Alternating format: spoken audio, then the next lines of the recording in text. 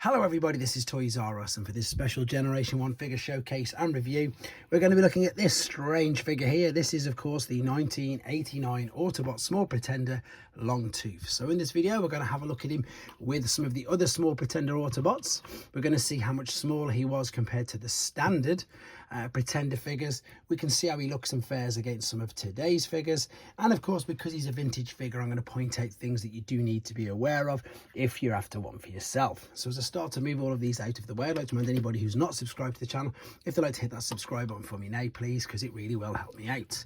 Now in all honesty, in 1989 when these first came out, there was nothing drawing me to them, shall we say. But since I've got a bit older, read the comics again, seen Super God, Master Force, etc., I've got a whole new appreciation for Pretenders. But to be honest, these guys here, they sort of defeated the object of them being Pretenders. So what I mean by that is, when they first started out the year before, of course, the Autobot Pretenders, which you can see there, they were bigger, but they were actual, they could blend into society, which was the point of their gimmick. So that would be just a human in a suit, which is fair enough, and all of the Autobot Pretenders were exactly that, whereas the Decepticons were all, monsters, etc.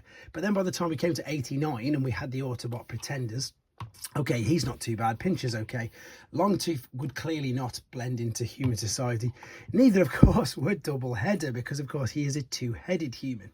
However, they were interesting because they are much smaller, and they do have, as I say, they do have the same gimmick, although it's a bit more basic, which I'm going to show you anyway. So they are the Autobot Small Pretenders.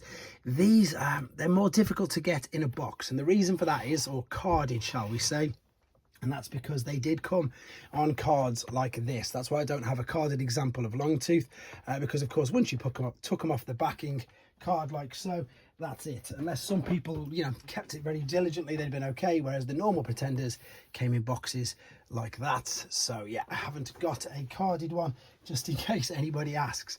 However, let's have a look at the figure itself, because I've got the other little robot inside there as well, so I can show you that in a second. So things that you're looking for: this is his gun. It's quite an interesting one, to be honest. I suppose this can get sun faded and of course quite easily dirty. Now I've deliberately not clipped that all the way together because I don't want to damage the clips, which is something I'm going to refer to in a minute.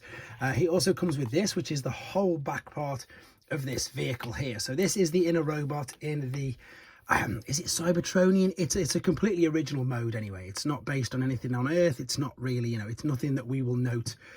It is just a folded up robot with a backpack on, which you can see right there. I'm not going to do the transformation because the robot is inside there. It is literally a case of folding that up and folding the legs down. And these do just fit on there. And I think one of the main reasons why this guy's hard to find complete is because of this gun here. Let's be honest, it is tiny, and you wouldn't, if you looked at it, you probably wouldn't think, oh, that's a Transformers gun. So I suppose you could be mistaken for thinking that it definitely wasn't. Right, there is the vehicle mode. Let's have a look then at the actual figure. So yes, he has got a skull on his belt as well, which is quite interesting. The articulation on the shell was just the arms. You couldn't move the head. It's completely, as I say, molded, fused on, etc. This is soft-ish plastic, so it's not too bad. It's not too dangerous for kids. Here we open up the shell, and that is how, that's how the little robot would have hidden inside. That's where you would have put his little gun as well. And you can see that, again, things to be aware of are all these clips, like one there typically, like these little tabs, which do, unfortunately, as you can see, I hope I've not just done that, get damaged quite easily, but it clips together very well. So the gimmick for it, it did work, let's be honest.